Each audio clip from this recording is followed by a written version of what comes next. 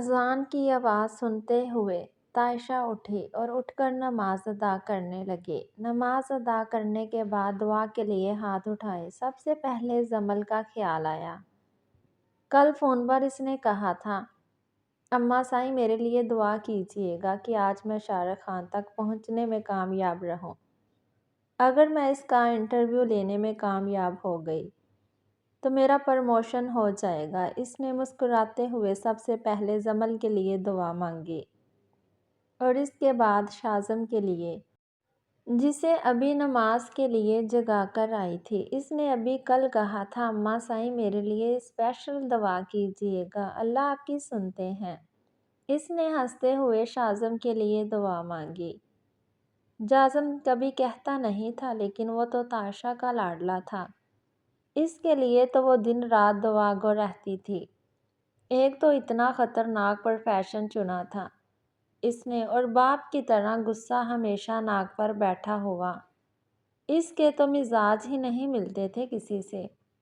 نماز ادا کر کے وہ فوراً اٹھی۔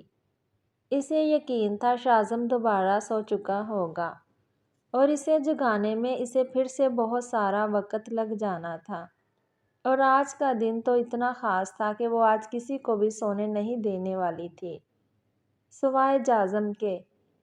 کل رات جاذم 3 بجے کے بعد گھر واپس آیا تھا اور ابھی تک اس کی نیند مکمل نہیں ہوئی تھی۔ اس کے باوجود بھی وہ اٹھ کر نماز ادا کر کے دوبارہ سونے جا چکا تھا، اور ایک شاذم تھا۔ وہ شاذم کے کمرے میں آئی، جہاں اسے سوتا دیکھ کر اس کے چہرے پر مسکراہٹ پھیل گئی۔ وہ بالکل جنیر جیسا تھا، سوتے ہوئے بھی مسکراتا تھا۔ اور جاذم وہ تو سوتے ہوئے بھی چہرے پر اتنے خطرناک اثرات بنا کے رکھتا کہ کسی کو بھی پتہ چل جاتا کہ اس کی شخصیت دوسروں سے مختلف ہے۔ شازی اٹھ جاؤ میرا چاند، دیکھو صبح ہو گئی ہے، نماز کا وقت نکلا جا رہا ہے۔ کوئی بات نہیں اماں سائیں، اللہ سائیں تو میرے دوست ہیں، ایک دن معاف کر دیں گے۔ شاذم نے انگڑائی لیتے ہوئے چادر دوبارہ اپنے چہرے پر لینے کی کوشش کی، لیکن اس سے پہلے ہی ٹھنڈے پانی کے جھٹکے نے اسے زمین پر گرا دیا۔ استغفر اللہ، سیلاب آ گیا ہے کیا؟ ابھی تک تو نہیں آیا، لیکن اگر تم مزید 5 منٹ میں نہیں اٹھے اور تم نے اماں سائیں کو تنگ کیا تو یہاں تمہارے آنسوؤں کی بہار ضرور آ جائے گی۔ جاذم نے ایک جھٹکے سے چادر اس کے اوپر سے کھینچ کر دور پھینکی۔ اماں سائیں کیا آپ اب بھی کچھ نہیں بولیں گی؟ شاذم نے جاذم کی حرکت کی طرف اشارہ کرتے ہوئے کہا، میری جان وہ تمہیں نماز کے لیے جگا رہا ہے۔ طائشہ نے صلح کا جھنڈا لہراتے ہوئے کہا، یہ میرا اور اللہ کا معاملہ ہے، کسی دوسرے تیسرے کو بیچ میں پڑنے کی ضرورت نہیں۔ اسے کہے جا رہا ہوں میں نماز پڑھنے کے لیے۔ اپنی شکل نہ دکھائے مجھے، وہ غصے سے بڑبڑایا، جبکہ جاذم بنا اس کی طرف دیکھے اس کے کمرے سے نکلنے لگا، لیکن جاتے ہوئے بتانا نہیں بولا، آئینہ دیکھ کر اپنی بات سے مکرنا مت کہ تم میری شکل نہیں دیکھنا چاہتے۔ جاذم کی بات پر طائشہ مسکرائی، جبکہ وہ بے بسی سے طائشہ کو دیکھ رہا تھا۔ ہاں ابھی تم نے ہی کہا تھا کہ تم جاذم کا چہرہ نہیں دیکھنا چاہتے۔ اگر اس کی شکل نہیں دیکھنا چاہتے تو اپنے دیکھنے کی بھی ضرورت نہیں ہے۔ طائشہ مسکراتے ہوئے باہر نکل گئی۔ جبکہ وہ خاموشی سے وضو کرنے چلا گیا، باہر آیا تو اچانک ہی یاد آ گیا، اللہ سائیں آج تو بابا سائیں کی سالگرہ ہے، کیا اللہ جی دوست ہو کر بلوا دیا۔ اس نے جلدی سے جا نماز بچھائی، کیونکہ نماز ادا کرنے کے بعد اس کا ارادہ جنید کو وش کرنے کا تھا، لیکن ٹھنڈے پانی کے گلاس کا بدلہ تو وہ جاذم سے آج ضرور لینے والا تھا، کیونکہ شاذم جانتا تھا کہ جاذم نے اس سے کل بائک ٹائم پر نہ پہنچنے کا بدلہ لیا ہے۔ یا اللہ 9 بج گئے، ابھی تک تو شارق صاحب وہاں سے جا چکے ہوں گے۔ جمل بھاگتے ہوئے منزل کے اندر آئی تھی، بلو جینز کے اوپر وائٹ کرتا پہنے، بالوں کو پونی ٹیل میں قید کیے، ہر طرح کے میک اپ سے پاک چہرہ، ہائی ہیل میں بھاگتے ہوئے اوپر کی طرف جا رہی تھی، جبکہ نہ جانے کتنے مردوں کی تعداد کی بلڈنگ میں اکیلی لڑکی کو دیکھ کر بہت سارے لوگ مشکی نظروں سے دیکھ رہے تھے۔ شارق خان سے ملنا ہے مجھے، اس نے 4-5 مردوں کے حلقے کو دیکھتے ہوئے کہا۔ फिर अचानक दिमाग में ख्याल आया, वो आदमी यकीनन यहाँ शारिक के नाम से तो नहीं रहा होगा। इस बिल्डिंग में तकरीबन 200 मर्द रहते हैं। इनमें से किसी का नाम भी शारिक नहीं है। एक बुजुर्ग से आदमी ने इसे जवाब दिया। सीढ़ियों पर इन लोगों को खड़े देखकर इसके पास मजीद ऊपर जाने की वजह नहीं थी, और जिस तरह से वो पांचों इसे देख रहे थे, यकीनन वो जाने बगैर इससे ऊपर नहीं जाने दे सकते थे। लेकिन मैं ऊपर जाना चाहती हूँ, मेरे दोस्त होते हैं यहाँ। दोस्त का नाम बताएं, बुजुर्ग ने इसकी बात काटी। दोस्त का नाम 200 मर्दों में से इस वक्त कोई एक भी नहीं जहन में नहीं आ रहा था। अगर शारिक नाम का यहाँ कोई आदमी नहीं था तो और कोई नाम लेकर वो लोगों को शक में मुब्तला नहीं कर सकती थी। डार्लिंग बोलो ना, गवर्ट से मिलना है। नीचे उतरता आधी सीढ़ी फलांगता हुआ एक लड़का इसके करीब आया। आधे बाल आंखों पर डाले जो कि बेहद बुरे लग रहे थे, लेकिन शायद फैशन के नाम पर यह नमूना बनाया गया था। एक साइड मुंह में सिगरेट दबाए, शायद किसी फिल्मी एक्टर की नकल कर रहा था। जिस्म से उठती परफ्यूम की खुशबू कम, बदबू ज़्यादा लग रही थी। शायद इसने कोई सस्ता सा ब्रांड यूज़ किया था, वो भी बहुत सारे मिक्स करके। जमल नाक पर हाथ रखते हुए ज़रा सा पीछे हुई। डार्लिंग, मैं वही जिसको तू ढूंढ रही है। बोलेगी नहीं क्या मैंने तुझे बुलाया था बिल्डिंग देखने के लिए? वो आंखों से इसे इशारा कर रहा था। एक्टिंग अच्छी कर रहे हो मिस्टर, लेकिन सामने खड़े बुजुर्ग तुम्हारी बात पर यकीन नहीं करेंगे।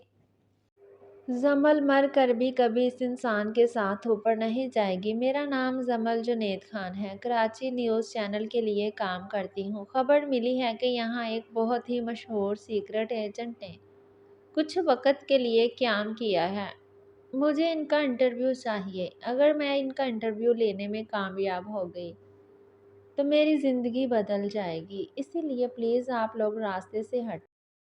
जमल ने सच बताया। इसके बाद शारिक के मिशन पर क्या असर पड़ता है, इससे जमल को कोई मतलब ना था। इससे मतलब था तो बस इतना कि अगर वो इंटरव्यू लेने में कामयाब हो गई तो इसका प्रमोशन हो जाएगा। इसलिए इसने सच बताना बेहतर समझा।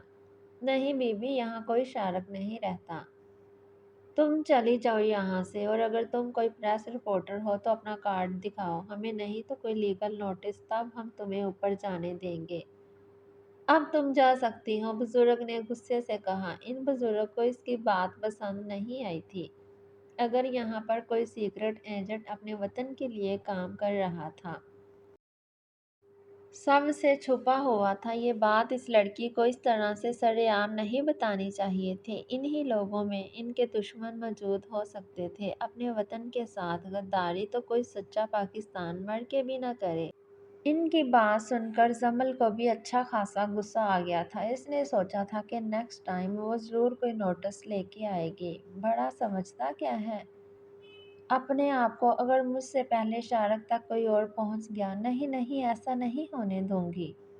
वो तेज़ी से सीढ़ियां नीचे उतरते हुए खुद से बड़बड़ा रही थी। अरे ओ बसंती, अपने गब्बर को हाय हेलो तो करके जा। अरे कोई तो जुम्मे का वादा, कोई मिलने का इरादा। चटा गब्बर के अल्फाज इसके मुंह में ही दम तोड़ गए। एक और चाहिए, इसने दूसरा हाथ सीधा करते हुए दिखाया, जिस पर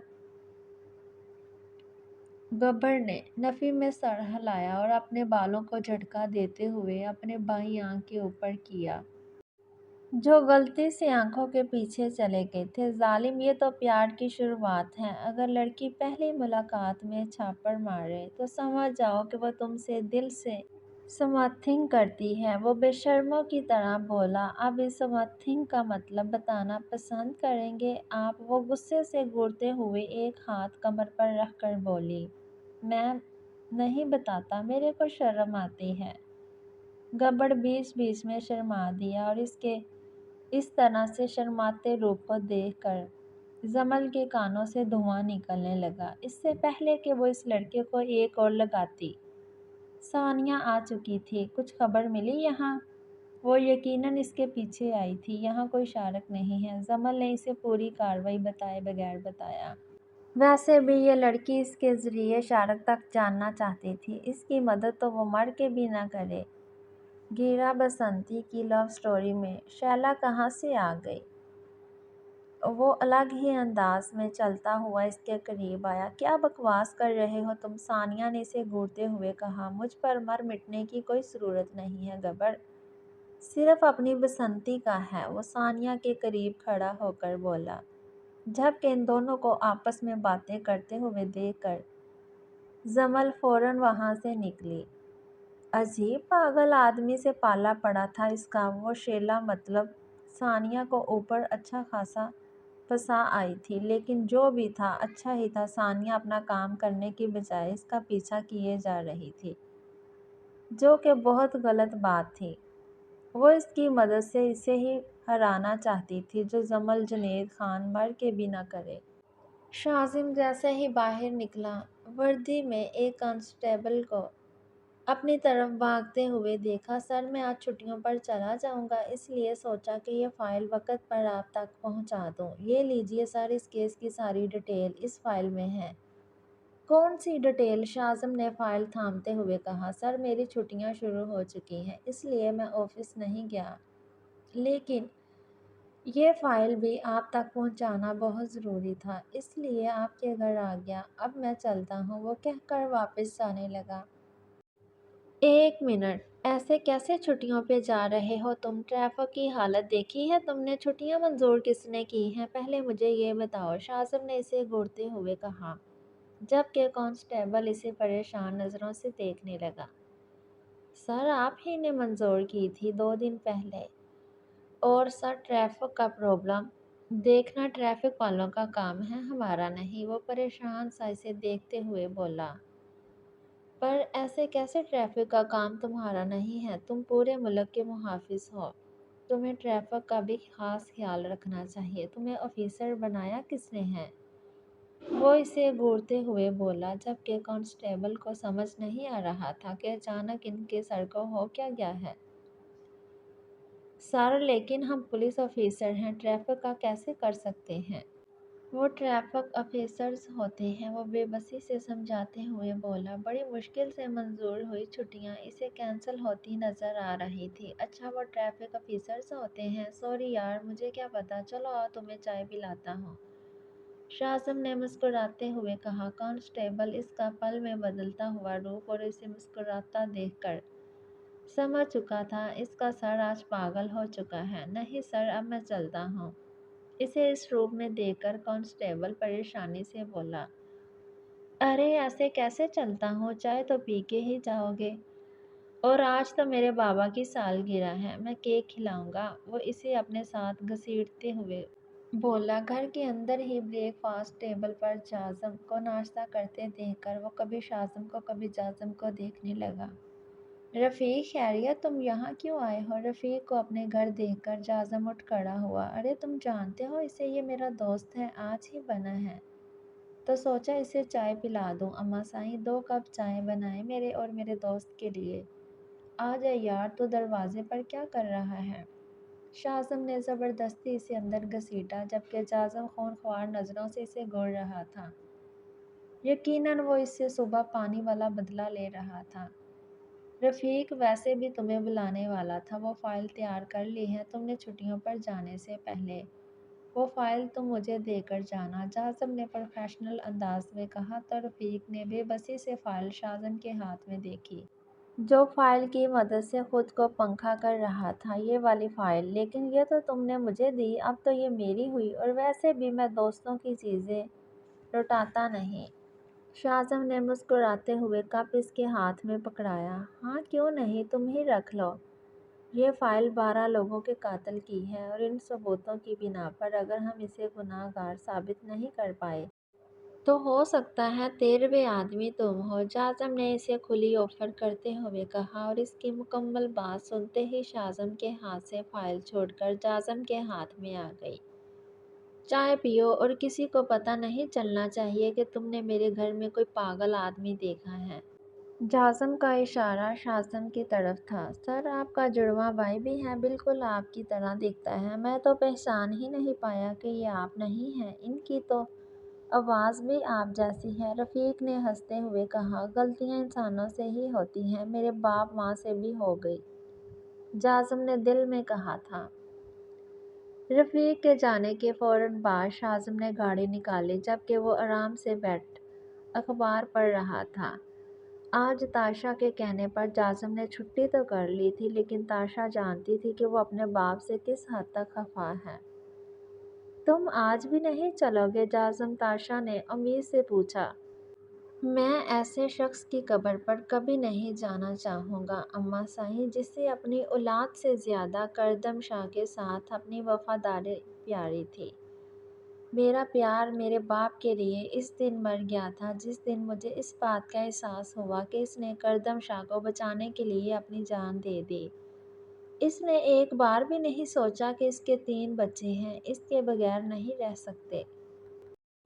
اس نے ایک بار نہیں سوچا کہ اس کی بیوی اس کے بغیر کیسے رہے گی، اس کی بیٹی جو اس کے بغیر سوتی نہیں اس کے بغیر کیسے رہے گی۔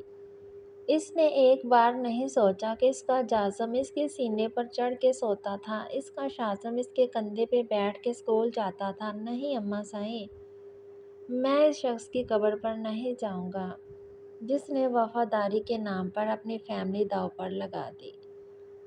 جازم اپنی آنکھوں کے آنسو چھپانے کے لیے اخبار کو اپنے چہرے کے آگے کر چکا تھا۔ جب تاشا کو اپنے کندھوں پر ہاتھ محسوس ہوئے، چلے اماں صاحب، بابا صاحب انتظار کر رہے ہوں گے، شازم دلاسا دیتے ہوئے بولا اور اس کا ہاتھ تھام کر باہر لے آیا۔ جبکہ ان کے جاتے ہی جازم اخبار دور پھینک کر اپنے کمرے میں آیا۔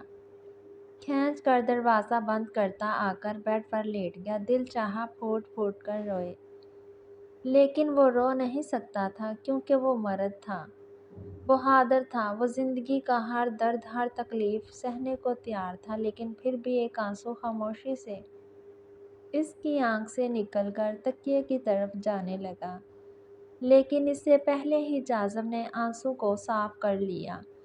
تاشا پریشان سی گاڑی میں بیٹھی تھی۔ یہ الفاظ اس نے پہلی بار نہیں سنے تھے۔ جنید کی وفاداری نے اس کی جان لے لی تھی لیکن پھر بھی اسے اپنے شوہر پر فخر تھا۔ کیا بات ہے، آج تو بڑی پیاری لگ رہی ہیں مسز جنید خان۔ اگر آج میرے بابا زندہ ہوتے تو آپ کو دیکھ کر ایک بار پھر بدمعاش بس ساری باتیں سوچتی ہیں نا تجھے۔ تاشا نے اپنے چہرے کی سرخی چھپاتے ہوئے اسے چمٹ لگائی۔ ارے مجھے کہاں یہ سب کچھ سوچتا ہے، میں تو آپ کو بس یہ بتانے والا تھا کہ بزنس سیٹ ہو گیا ہے میرا، انشاءاللہ 2-3 دن میں باقاعدگی سے کام شروع ہو جائے گا۔ تو پھر کیا خیال ہے، لڑکا آپ کا کام کاج والا ہو گیا ہے تو اس کی شادی کی بھی تیاریاں کرے۔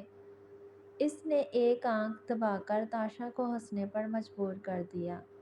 پہلے جمل کی شادی ہوگی، پھر جازم کی شادی ہوگی اور پھر اینڈ پر تمہاری باری آئے گی، تاشا نے تفصیل سے بتایا جبکہ اندر ہی اندر اس کی حالت پر مسکرائے جا رہی تھی۔ یہ ظلم ہے۔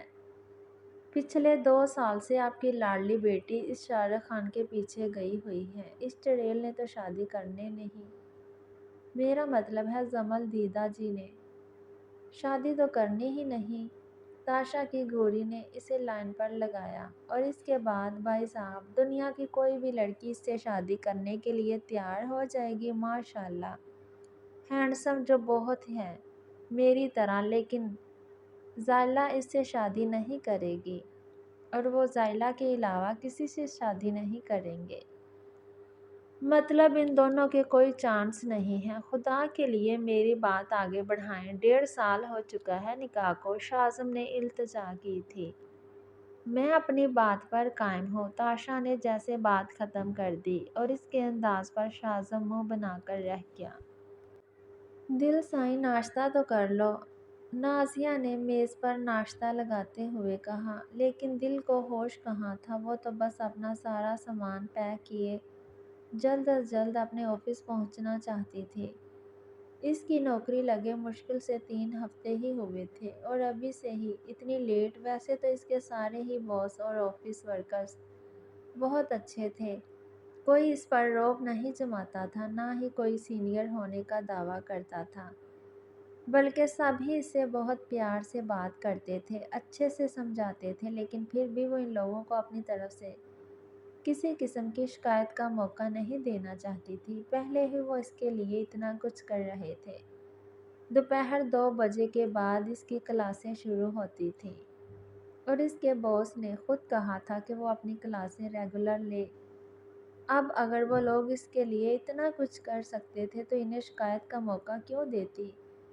دادو سائیں، میرا ناشتہ بھی جانو کو کرا دیں، ویسے بھی کچھ کھاتی ہے نہیں، دیکھیں کتنی کمزور ہوتی جا رہی ہے۔ دل نے اپنا بیگ اٹھاتے ہوئے جانو کے ماتھے پر بوسہ لیا، جو منہ بنائے معصومیت سے اسے گور رہی تھی۔ دادو سائیں کو بول دیا کہ جانو کمزور ہوتی جا رہی ہے، تو مطلب اب وہ نظر کا چشمہ لگا کر اسے دیکھیں گی اور پھر بہت کھلائیں گی۔ پلیز سنبھال لینا، رات کو آتے ہوئے تمہارے لیے چاکلیٹ لاؤں گی، وہ اس کے کان میں سرگوشی کرتے ہوئے بولی، جس پر جانو نے نگاہ ٹیڑھی کر کے اسے دیکھا، پھر مسکرائی۔ 4 لانا، اس نے بھی سرگوشی میں ہی کہا۔ پکا وعدہ، بس دادو سائیں کو سنبھال لینا، دل نے کہتے ہوئے باہر کی طرف دوڑ لگائی اور اس کے ساتھ ہی دادو سائیں نے ایک اور پراٹھا اٹھا کر اس کی چنگیڑ میں رکھ دیا۔ دادو سائیں، میرا ہو گیا، جانو پراٹھے کو دیکھ کر منہ بنا کر بولی۔ ارے آلو کا پراٹھا ہے جانو سائیں، میں نے اسپیشل تمہارے لیے بنایا ہے، نازیہ نے اسے محبت سے پچکارتے ہوئے کہا۔ ہاں تو آپ پہلے نہیں دے سکتی تھی، ابھی تو میری ٹی میں جگہ ہی نہیں بچی، جانو اپنے پیٹ پر ہاتھ رکھ کے منہ بنا کر بولی۔ کبھی ایک نظر بے بسی سے آلو کے پراٹھے کو دیکھتی، پھر سامنے بیٹھی اپنی دادو سائیں، پیٹ میں جگہ نہ ہونے کے باوجود بھی وہ چنگیڑ آگے کرتے ہوئے اپنا فیورٹ آلو کا پراٹھا کھانے لگی۔ آلو سے بنی کوئی بھی چیز اس کی کمزوری تھی، یہاں تک کہ شاذم تو اسے آلو مقدم شاہ کے نام سے پکارتا تھا اور باقی سب کی تو وہ جانو سائیں تھی۔ اس کا اصل نام خرم مقدم شاہ تھا، یہ بات تو جیسے کوئی جانتا ہی نہیں تھا، جس کا وہ بالکل بھی برا نہیں مناتی تھی، بس شرما دیتی۔ خیر شرماتی تو وہ ہر بات پر تھی، شاہ خاندان کی چھوٹی سی ننھی سی گڑیا ہر کسی کے لیے اس کی جانو تھی۔ آج اسے کالج سے چھٹی تھی، پاکستان کا کوئی عالمی دن ہونے کی وجہ سے چھٹی تو دل کو بھی تھی، لیکن اسے پھر بھی آفس جانا پڑا اور نہ وہ دونوں آج بہت مستی کرنے والے تھے، یہاں تک کہ دل نے تو اسے اپنے ساتھ شاپنگ پر لے جانے کا بھی وعدہ کیا تھا۔ جانو سائیں، وہ میں کیا کہہ رہی تھی؟ اسے پراٹھا کھانے میں مصروف دیکھ کر نازیہ اپنی بات شروع کرتے ہوئے بولی۔ جانو نے ایک نظر ان کے چہرے کو دیکھا، پھر اپنا پراٹھا کھانے میں مصروف ہو گئی۔ بہرام سائیں، تم سے ایک بار، خرم نے ناشتے سے ہاتھ کھینچ لیے، جبکہ دادو سائیں وہیں خاموش ہو گئی۔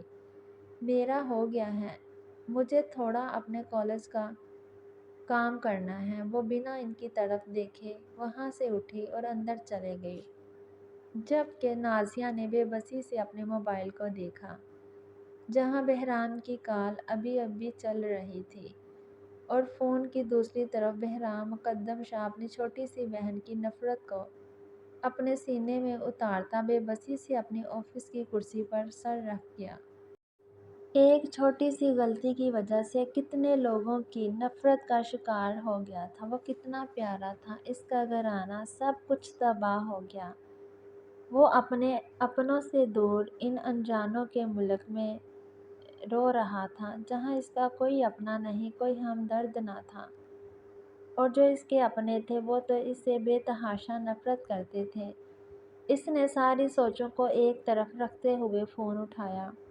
یزدانی صاحب کا آرڈر فائنل ہو گیا، اس نے موبائل اٹھاتے ہوئے اپنی سیکرٹری سے پوچھا۔ جی نہیں سر، ابھی فائز اور اختر کو جاب سے آؤٹ کر دو، 3 دن ہو چکے ہیں، آرڈر ابھی تک ریڈی نہیں ہوا، کیا کر رہے ہیں وہ لوگ، آؤٹ کروا نہیں، میری کمپنی سے وہ یہاں کام کرنے کے قابل نہیں ہیں، اس نے غصے سے کہتے ہوئے فون بند کر دیا، جبکہ دوسری طرف موجود سیکرٹری نے پریشانی سے یہ خبر ورکرز کو سنائی۔ غصے والے تو ہوں گے ہی، آخر 10 سال جیل میں کاٹ کے آئے ہیں یار، یہ سر بحران تو بہت غصے والے لگتے ہیں، ایک ورکر نے دوسرے سے کہا جو آج ہی نیا آیا تھا۔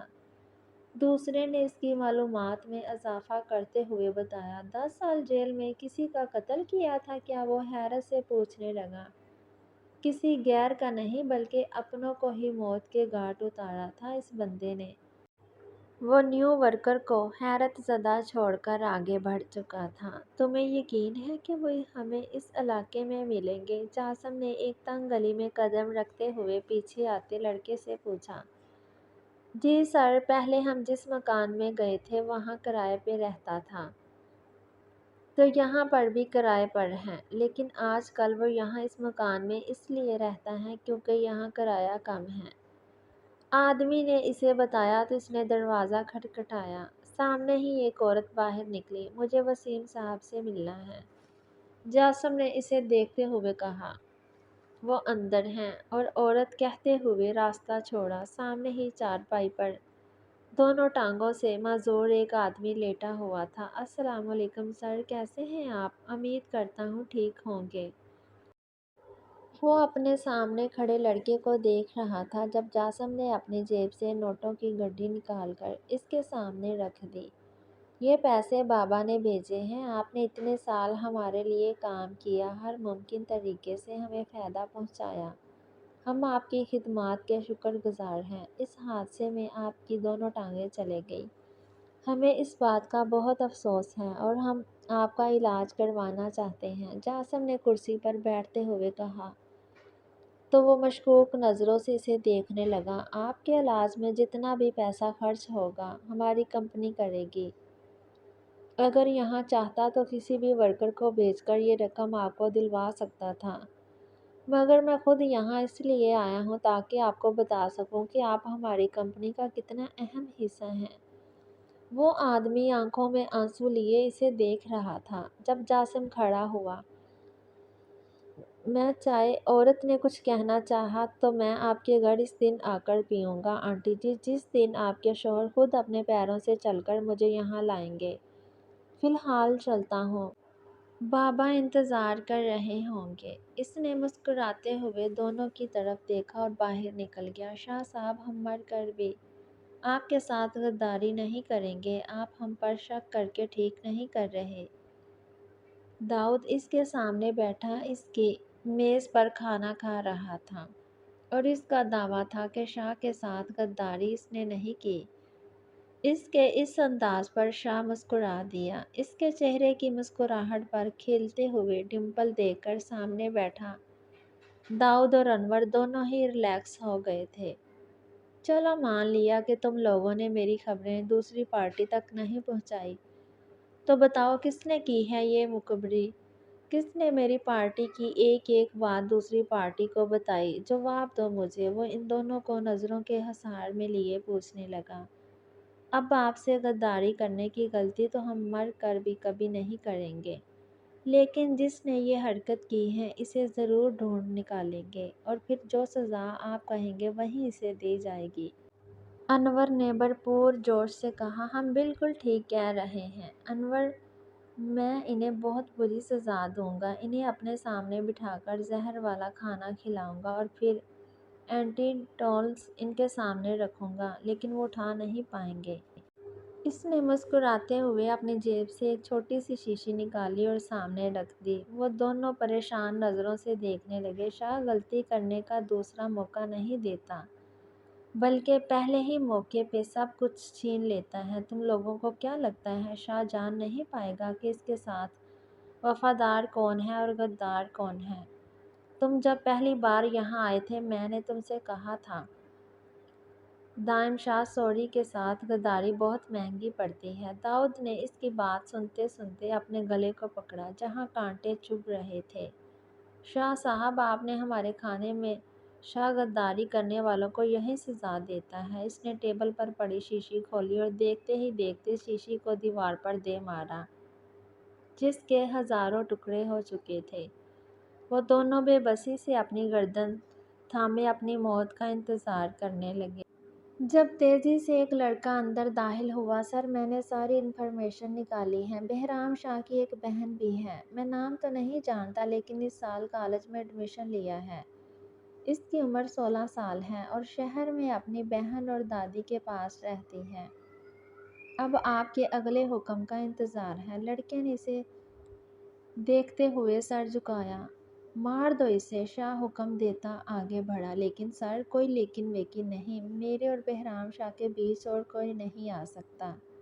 یہ جنگ اس کی اور میری ہے۔ جس طرح میں نے اپنے سارے اپنوں کو کھویا ہے، اسے بھی کھونا ہوگا۔ جس طرح سے میری اور اس کی کہانی ایک سی ہے، اس نے زندگی کے 10 سال جیل میں کاٹے ہیں، میری طرح سے بھی وہ سب کچھ مل رہا ہے جو میرے پاس ہے۔ فرق بس اتنا ہے کہ اس کے اپنے اب بھی زندہ ہیں اور میرے نہیں ہیں۔ بہرام شاہ کو کبھی خود سے آگے نکلتے نہیں دیکھ سکتا۔ ان کچروں کو اٹھا کر یہاں سے پھینک دینا۔ اس نے زمین پر پڑے 2 آدمیوں کی طرف اشارہ کیا جو اپنی موت کا انتظار کرتے ہوئے تڑپ رہے تھے، اور جلد از جلد بہرام شاہ کی بہن کو ٹکڑوں میں تقسیم کر کے میرے سامنے لاؤ۔ اس کا لہجہ ہر طرح کے جذبات سے عاری تھا۔ جاظم بیٹا، شام کو جلدی گھر واپس آ جانا، تمہارے ماموں اور ممانی ڈنر پر ہمارے گھر آ رہے ہیں۔ تاشا نے بتایا تو اس کے چہرے پر ایک چمک آئی۔ صرف ماموں اور ممانی؟ اس نے پوچھا تو تاشا مسکرائی۔ زیلا کے ایگزام ہونے والے ہیں اور ان کی تیاریوں میں بزی ہیں۔ تاشا نے زیلا کے نہ آنے کی وجہ بتائی تو باہر سے ایک اور آواز بھی آئی۔ اگر زیلا کو یہ پتہ چل گیا کہ یہاں انسپکٹر صاحب نہیں ہیں تو یقیناً وہ شام کو یہاں آئے گی۔ اگر آپ اپنا نورانی چہرہ رات دیر سے واپس لائیں تو زیلا بھی اپنا دیدار اپنی ہونے والی ساس اور دیور کو کروا کے جائے گی۔ لیکن افسوس، آپ اپنا چاند سا چہرہ کبھی کہیں بھول کر آتے ہی نہیں۔ ابھی شاظم بول ہی رہا تھا کہ جاظم نے ہاتھ میں پکڑا ہوا جوتا اٹھا کے باہر کی طرف پھینکا، جو اسے لگا تو نہیں لیکن منہ منظور بند کروا گیا۔ اماں صاحب، میں رات کو دیر سے آؤں گا، بتا دیجیے گا اپنی بھتیجی کو۔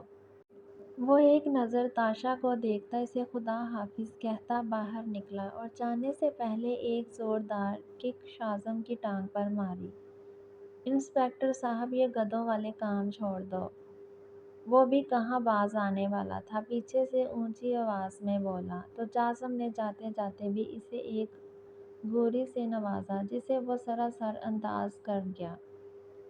اماں صاحب، میں کہہ رہا ہوں، میری معصوم کزن کی زندگی اس ہٹلر کے ساتھ برباد مت کیجیے گا۔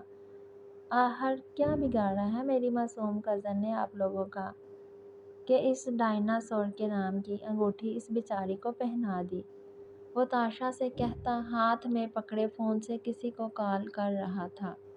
ڈیئر کزن، آج شام کو اپنا دیدار کروا کے جانا۔ بہت دن ہو گئے ہیں تمہارے ہاتھ کی چائے نہیں پی، اور نہ ہی آج کل اماں صاحب پکوڑے بنا کے دیتی ہے۔ وہ کسی معصوم بچے کی طرح اس سے شکایت لگا رہا تھا۔ اس کے انداز پر تاشا بے اختیار مسکرائی۔ وہ بارہ سنگا گھر ہے کیا؟ شام کو دوسری طرف سے آواز آئی۔ نہیں، وہ بارہ سنگا رات کو گھر پر نہیں ہے، تم آرام سے آ سکتی ہو۔ تاشا نے کچن میں جاتے ہوئے اس کی آخری بات سنی تو اپنے قدم آگے نہیں بڑھا سکی۔ اتنا خوبصورت گبرو جوان اس کا بیٹا، جسے ان لوگوں نے بارہ سنگے کا خطاب دے دیا تھا۔ اللہ، یہ بچے کب سدھریں گے؟ وہ آسمان کی طرف دیکھتے ہوئے بولی اور پھر کچن کی طرف چلے گئی۔ آج وہ لیگل نوٹس لے کر آئی تھی۔ اس کے گلے میں اس کی کمپنی کا کارڈ موجود تھا، جس کا مطلب تھا کہ وہ پاکستانی نیوز رپورٹر ہے، اور نیوز رپورٹر کو اس طرح سے بے وجہ روکنے کا حق کسی کو نہیں۔ بزرگوں کو امید نہ تھی کہ اتنی بے عزتی کروانے کے بعد یہ لڑکی یوں واپس آ جائے گی، لیکن اس کے پاس لیگل نوٹس تھا جس کی وجہ سے وہ اسے روک بھی نہ سکے۔ بلڈنگ میں موجود کئی مردوں کو اس نے جانچتی نظروں سے دیکھا تھا، کہیں ان میں کوئی شارک نہ ہو، لیکن یہاں اس بلڈنگ میں ایک سے بڑھ کر ایک نمونے بھرے پڑے تھے۔ ان میں سے کسی کو بھی دیکھ کر یہ نہیں لگتا تھا کہ یہاں پر کوئی سیکرٹ ایجنٹ رہتا ہے۔ ایسا لگتا تھا جیسے گواروں کے اسکول میں آ گئی ہو۔ ارے میری بسنتی، اس دن کے بعد میرا دل بھی نہیں لگا نہ میرے بغیر۔ سچ کہوں تو مجھے تو اس دن کے بعد رات کو نیند آنی بند ہو گئی ہے۔ آنکھیں کھولوں تو دکھتی ہے، آنکھیں بند کروں تو خوابوں میں آ ٹپکتی ہے۔ او میرے دل کی ملکہ، میرے دل میں آ جا، بکواس بند کرو ورنہ اس بار جوتا اتاروں گی۔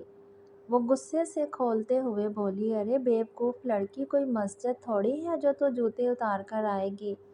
ایسے ہی آ جا میری پھول جھڑی۔ وہ اس کی بات سن کر برا منائے بغیر بولا، جبکہ اس کی بات پوری ہونے سے پہلے ہی جمل کا ہاتھ ایک بار پھر اس پر اٹھا تھا۔ اگر تم نے اور بکواس کی نا، دوسرے گال پر بھی ایسا ہی ایک رکھ کر لگاؤں گی، بدتمیز کہیں کا۔ نہ جانے تمہیں یہاں رہنے کی اجازت کس نے دی؟ بات کرنے کی تمیز نہیں ہے تمہیں، لوفر گنڈے کہیں کے۔ اپنی حالت دیکھی ہے تم نے؟ ایسا لگتا ہے جیسے 10 دن سے نہائے نہیں ہو۔ 10 دن سے تو کیا، 10 سال سے نہیں نہائے ہوں گے۔ اور یہ جو بالوں کا سٹائل بنا کے رکھا ہے نا، یہ کوئی ہیرو نہیں لگتے تم اس میں، بلکہ کسی تھرڈ کلاس ایکشن فلم کے ویلن کے پیچھے کھڑے ہونے والے گنڈوں کی لسٹ والی لائن کے گنڈے لگتے ہو۔ اور خبردار، جو آئندہ میرے راستے میں آئے یا مجھے دوبارہ ان بیہودہ لفظوں سے پکارا، کوئی عام انسان مت سمجھنا مجھے۔ 2 بھائی ہیں میرے، ہڈیوں کا کچومر بنا کے رکھ دیں گے۔ جمل جنید خان نام ہے میرا۔ مجھے کوئی عام لڑکی سمجھ کر چھیڑنے کی غلطی ہرگز مت کرنا۔ وہ اسے غصے سے گھورتے ہوئے بولی، جبکہ سامنے کھڑا لڑکا تو اس کی ہر ادا پہ فدا ہوتا، اپنے گال پہ ہاتھ رکھ کے اس کا یہ جارحانہ انداز دیکھ رہا تھا۔ ہائے میری بسنتی، تیرے اس انداز نے گبر کا دل لوٹ لیا۔ جمل کو کبھی امید نہ تھی کہ اسے اتنی باتیں سنانے کے بعد یہ سننے کو ملے گا۔ بکواس بند کرو اور ہٹو میرے راستے سے۔ وہ غصے سے پیچھے کی طرف دھکا دیتی آگے بڑھ چکی تھی، لیکن اسے یہاں سے کچھ بھی نہ ملا تھا۔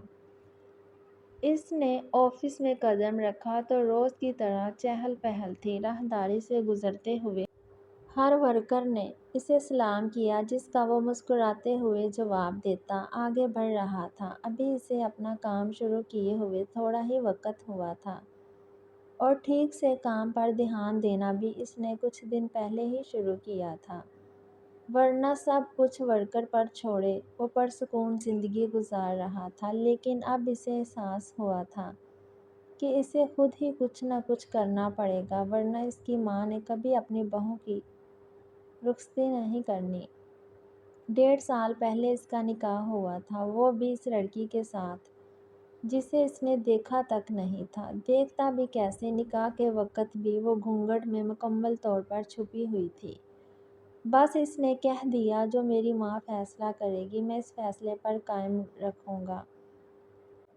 جس پر تاشا اس پر صدقے وار تھی۔ اس کا نکاح کر چکی تھی، اور نکاح سے پہلے اس نے ایک بار سرسری سی نظر اس تصویر کو دیکھا تھا، جو اب تو وہ بھلا بھی چکا تھا۔ کاش ایک بار ٹھیک سے اس فوٹو کو ہی دیکھ لیتا، لیکن نہیں، اس وقت اس پر فرمانبرداری کا بھوت سوار تھا۔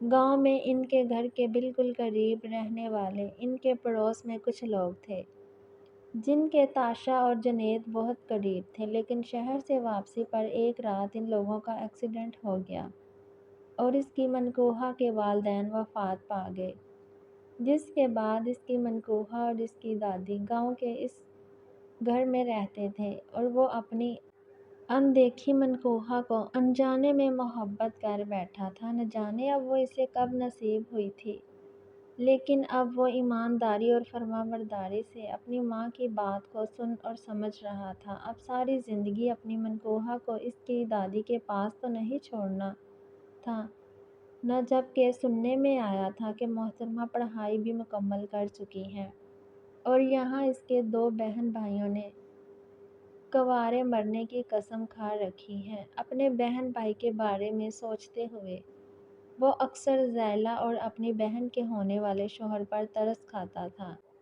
ایک اس کی بہن تھی جس کے نخرے ختم نہیں ہوتے تھے، اور دوسرا اس کا بھائی جس کا इस बेटो ही कमाल का था। जासिम तंग गलियों से निकलता हुआ बाहर आया और अपनी गाड़ी में आकर बैठा। अभी बड़ी मुश्किल से वो एक ही गली का मोड़ काटा मेन रोड पर आया था, जब एक छोटी सी बच्ची अचानक इसकी गाड़ी के सामने आ गई। एक पल के लिए जासिम घबरा सा गया। वो फौरन गाड़ी से बाहर निकलकर बच्ची को देखने लगा। शुक्र है कि बच्ची बिल्कुल ठीक है।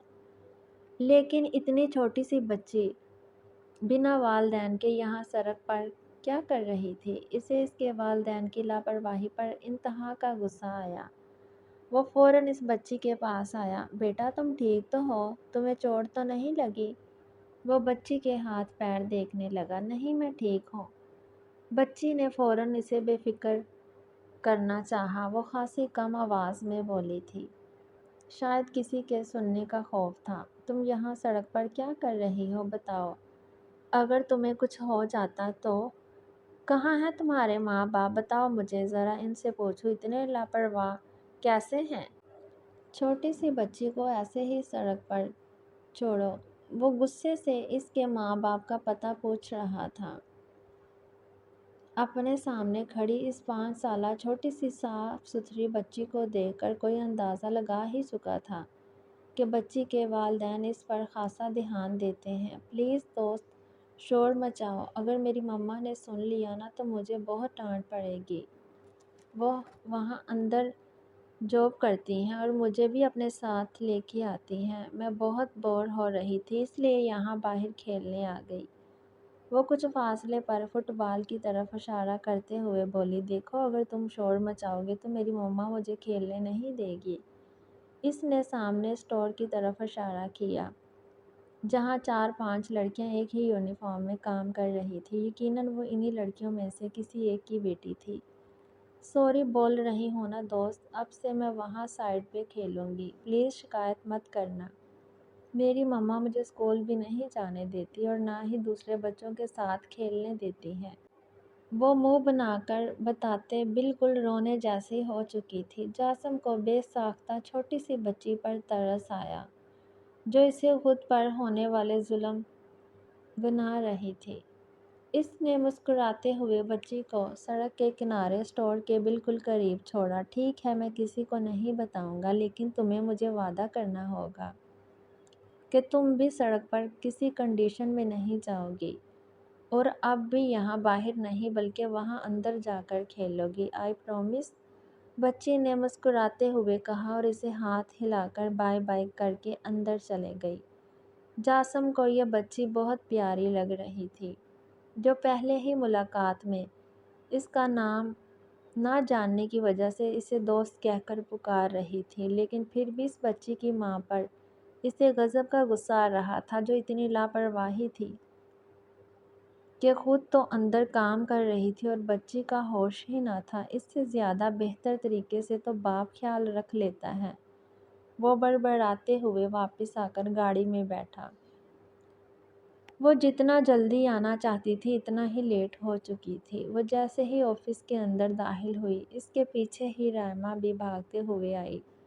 शायद वो भी आज लेट हो चुकी थी। आई एम सॉरी सर, मुझे आने में देर हो गई। इसने शर्मिंदगी से बॉस के सामने सर झुकाया तो वो मुस्कुरा दिए। कोई बात नहीं मिस दिल, देर तो होती रहती है। खैर, आप अंदर जाएं और फाइल पे सारे नाम लिखें और मुझे मेरे ऑफिस में दे जाएं। इसने मुस्कुराते हुए दिल से कहा तो वो इन्हें शुक्रगुजार नज़र से देख के अंदर जा चुकी थी। लेकिन अभी इसने फाइल उठाई ही थी जब बाहर से बॉस के चिल्लाने की आवाज़ सुनी थी। मिस राइमा, आप ये जॉब करना भी चाहती हैं या नहीं? कभी आपकी गाड़ी नहीं आती, कभी आपकी गाड़ी लेट हो जाती है। यही सब कुछ चलता रहा तो आपको ये नौकरी छोड़नी पड़ेगी। देखिए मिस राइमा, मैं आपको आखिरी चांस दे रहा हूँ। ये रोज़ रोज़ का तमाशा नहीं चलेगा। मेरे ऑफिस में अगर आप काम करना चाहती हैं तो रूल्स को फॉलो करें, वरना आपको इस नौकरी से निकालने में 1 सेकंड नहीं लगाऊंगा। वो उसने चलाते हुए इसे बार बार करवाया, जबकि अंदर दिल का दिल दहल गया था। बॉस ने इसे तो कुछ नहीं कहा था देर से आने पर, यहाँ तक कि वो तो अक्सर ही लेट हो जाती थी। اور سب سے اہم بات، پورے 2 بجے یہاں سے نکل کر اپنے یونیورسٹی کی کلاسز لینے چلی جاتی تھی، لیکن آج تک اس نے اپنے باس کے چہرے پر ذرا شکن نہیں دیکھی تھی، جبکہ اپنے آفس کے دوسرے ممبرز کو تو وہ اکثر ڈانٹتے رہتے، اور آج مس ریما کی اس طرح سے انسلٹ ہوتے دیکھ کر وہ کافی گھبرا گئی تھی۔ اسے تو اندازہ بھی نہ تھا کہ ریما کی اتنی انسلٹ ہو جائے گی، وہ تو ہمیشہ وقت پر آتی تھی، سارے رولز فالو کرتی تھی، پھر کیا وجہ تھی؟ کبھی کبھی تو اسے یہ لگتا کہ اس آفس کے رولز دل کے لیے ہے ہی نہیں، یہ سارے رولز تو اس کے باقی ورکرز کے لیے بنائے گئے ہیں۔ دل اگر چاہے تو آفس لیٹ آئے، جب چاہے واپس گھر چلی جائے۔ ابھی اس سے یہاں نوکری کرتے ہوئے بمشکل 3 ہفتے ہوئے تھے، اور اب تک اسے ایک بار بھی کسی نے ڈانٹا نہیں تھا۔ جی سر، جی میڈم آ گئی ہیں آفس؟ جی نہیں، کس نے کچھ نہیں کہا، باس نے فون کان سے لگاتے ہوئے کہا۔ نہیں سر، ابھی 1 مہینہ نہیں ہوا انہیں یہاں نوکری کرتے ہوئے، اس طرح سے اچانک پے کرتے ہوئے تو انہیں شک ہو جائے گا۔ تم زیادہ بکواس مت کرو، جو میں کہہ رہا ہوں وہ کرو۔ فون سے غصے سے بھری ہوئی آواز آئی۔ جی ٹھیک ہے سر، میں ابھی پے کر دیتا ہوں۔ سر، وہ مجھے آپ سے ذرا سی بات کرنی تھی۔ دل میڈم نے جو پیپر بنا کر دیے تھے وہ خراب تھے، جس کی وجہ سے ہمارا تھوڑا سا نقصان ہو گیا۔ تمہارا سارا نفع نقصان میں بھروں گا۔ دل کے سامنے آواز نیچی رکھنا۔ ایک بار پھر سے غصے سے بھرپور آواز آئی۔ جی سر، کوئی مسئلہ نہیں ہے، جیسا آپ کا حکم، آپ کا آفس ہے، آپ جیسے چاہیں ویسا ہی ہوگا۔ ویسے سر، آپ سے ایک بات پوچھوں، برا تو نہیں مانیں گے؟ دل میڈم کو آپ اپنے آفس میں جاب کیوں نہیں دے دیتے؟ میرا مطلب ہے، آپ کی اپنی پاکستان میں اتنی بڑی کمپنی ہے، اور دل میڈم آپ کی اتنی عزیز ہونے کے باوجود میری چھوٹی سی کمپنی میں جاب کرتی ہیں۔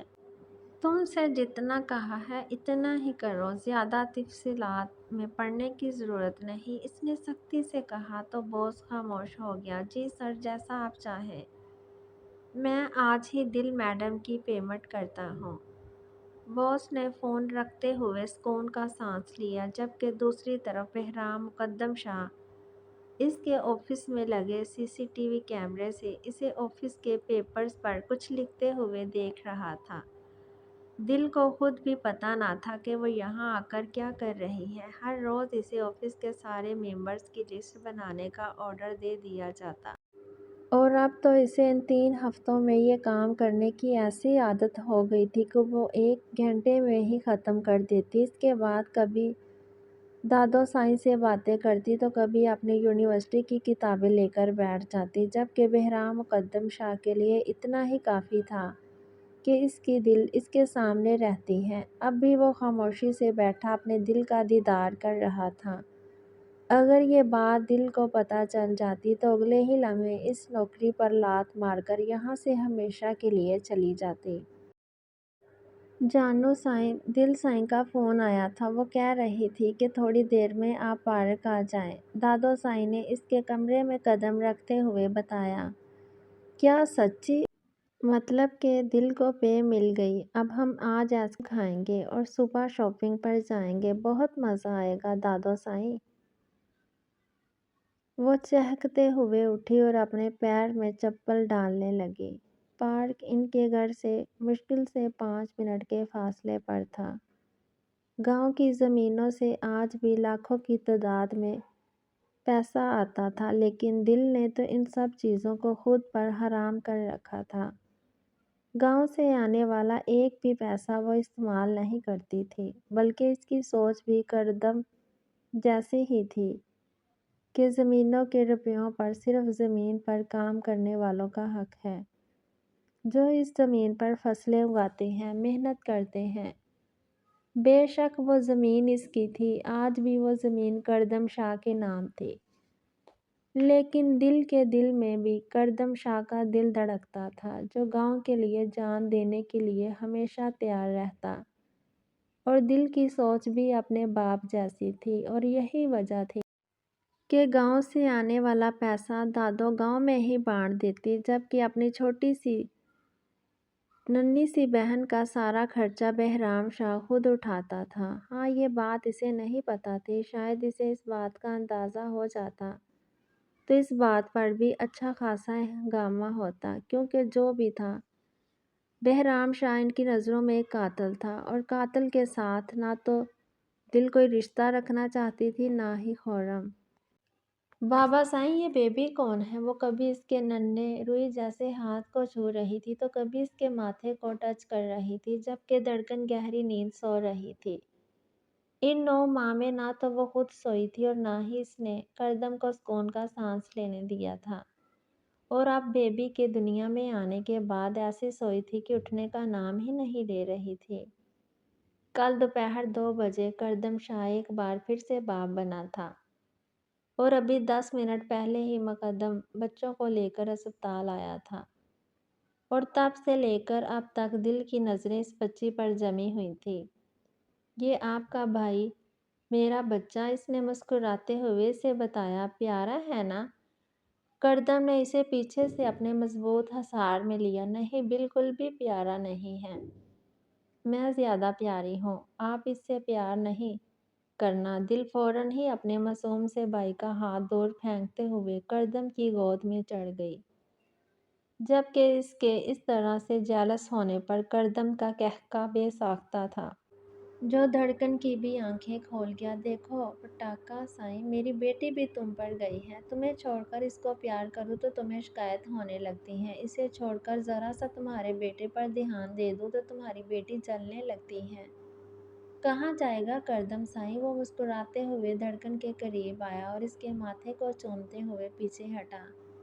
आप इन्हें दोनों से प्यार करने में एडजस्ट कर लोगी? इसके शरारती नज़रों से घबराकर धड़कन ने हाथ जोड़ते हुए कहा, जबकि दिल अभी धड़कन के करीब आकर खड़ी हुई। मम्मा, हम इस बेबी को घर लेकर नहीं जाएंगे, हमारे पास जानू साईं है, तो हमें और बेबी नहीं चाहिए। इसको ना वो अस्पताल के बाहर मोटे काले अंकल हैं ना, इनको दे दो। अब दिल ने धड़कन से लिपट कर लाव से इसकी गर्द घेरा अपनाते हुए कहा। अब वो मासूम क्या समझती कि धड़कन कितनी मुश्किल से इस नन्ही सी जान को दुनिया में लाई है। दिल, मेरी जान, तुम्हारी जगह कोई नहीं ले सकता, तुम हमारी सबसे पहली खुशी हो। इसको तो हम तुम्हारे लिए लेकर जा रहे हैं। तुम ही तो कहती थी कि तुम्हें भाई चाहिए, देखो कितना प्यारा है तुम्हारा भाई। इसकी जलन से घबरा कर करदम इसे अपनी बाहों में उठाकर बेबी कोट के करीब लाया। सोचो, जिस तरह से ज़ैला दीदा का भाई है, जासम जानो साईं का भाई है, बहराम और जमल दीदा के भाई हैं, जाज़म और शाज़म, इसी तरह से अब से मेरी छोटी सी दिल का भी एक भाई है, जिसका नाम मेरी दिल खुद रखेगी। इसने मुस्कुराते हुए दिल के गाल को लबों से छुआ था, और अब दिल अपने भाई को उठाकर अपनी मम्मा के पास लाएगी ताकि चाचू साईं इसकी प्यारी सी फ़ोटो बना सके। मकदम ने हंसते हुए कमरे में कदम रखा। बहराम और होरी ये भी इसके साथ थे, जबकि हुर्रम का तो आजकल एक ही काम था, नींद नींद और नींद। और वो शाह साईं की लाडली दादा साईं तो इसे किसी को देखने को भी नहीं देते थे। वो 1.5 साल की होने वाली थी। दादा साईं इसे ज़मीन पर पैर भी न रखने देते, इसलिए वो ज़्यादातर दादा साईं के पास ही रहती थी। अक्सर रात को सोती भी इन्हीं के साथ थी। कुछ देर नहरे दिखाने के बाद आहर दिल ने अपने भाई को कबूल कर ही लिया। आंसू तेजी से इसकी आंखों से निकल रहे थे। इसके हाथ में आज भी वो फोटो थी जो मुकद्दम ने अपने हाथों से बनाई थी। इस तस्वीर में इन चारों का चेहरा था, जिन्हें वो खो चुकी थी। ये तस्वीर वो हमेशा अपने पास रखती थी। दिल, आप अभी तक गई नहीं? बॉस के ऑफिस से बाहर से गुजर रहा था कि रुक कर पूछने लगा। वो इस वक्त तक चली जाती थी, और आज तो आलमी छुट्टी की वजह से इसकी यूनिवर्सिटी भी नहीं लग रही थी। बॉस की आवाज़ सुनकर दिल ने फ़ौरन ही तस्वीर अपने बैग में छुपाई। जी सर, मैं बस जा रही हूँ, इसने अपनी आंखों से आंसू साफ करते हुए जल्दी से कहा। जानो साईं न जाने कब से पार्क बैठी इंतज़ार कर रही होंगी। वो मोबाइल लेकर फ़ौरन सीढ़ियाँ उतरने लगी। जब अचानक एक लड़का भागता हुआ इससे टकराया। अंधे हो क्या, देख कर नहीं चल सकते? इसने गुस्से से घूरते हुए कहा। ओ मैडम, मैं अंधा हूँ, तुम तो देख कर चल सकती थी ना। लड़के ने इंतहाई बदतमीजी से कहा। दिल इसके मुंह ना लगते हुए आगे बढ़ चुकी थी, इस बात से बेखबर के इस पर नज़र रखे हुए लोग छोटी सी छोटी बात से लेकर बड़ी से बड़ी बात की भी खबर बहराम शाह को देते थे। और यकीनन इस लड़के की बदतमीजी की खबर इस तक वहाँ पहुँच चुकी थी। इसे यहाँ स्टेडियम के करीब बैठे तकरीबन 1 घंटा हो चुका था। न जाने दिल कहाँ रह गई थी, जो अभी तक नहीं आई थी। स्टेडियम और पार्क एक दूसरे के साथ जुड़े हुए थे। स्टेडियम में बहुत सारे बच्चे अपने अपने खेल में मगन थे, जबकि वहाँ इन्हें खेलते हुए देखकर जानू मुस्कुरा रही थी। वो अक्सर यहाँ आती थी, इसे यह जगह बहुत ज़्यादा पसंद थी। अब तो इनमें से बहुत सारे बच्चे इसे पहचानने भी लगे थे, जबकि स्टेडियम बहुत पुराना होने की वजह से बड़ी उम्र के लड़के इस तरफ नहीं आते थे, क्योंकि अब यहाँ हर साल जलसे हुआ करते थे जो सियासत के रिलेटेड थे। और बड़े लड़कों की इस तरफ ना आने की एक और वजह ये भी थी कि स्टेडियम से कुछ फासले पर एक बहुत बड़ा स्टेडियम बनाया गया था, जिसकी वजह से ये स्टेडियम इन बच्चों को मिल चुका था।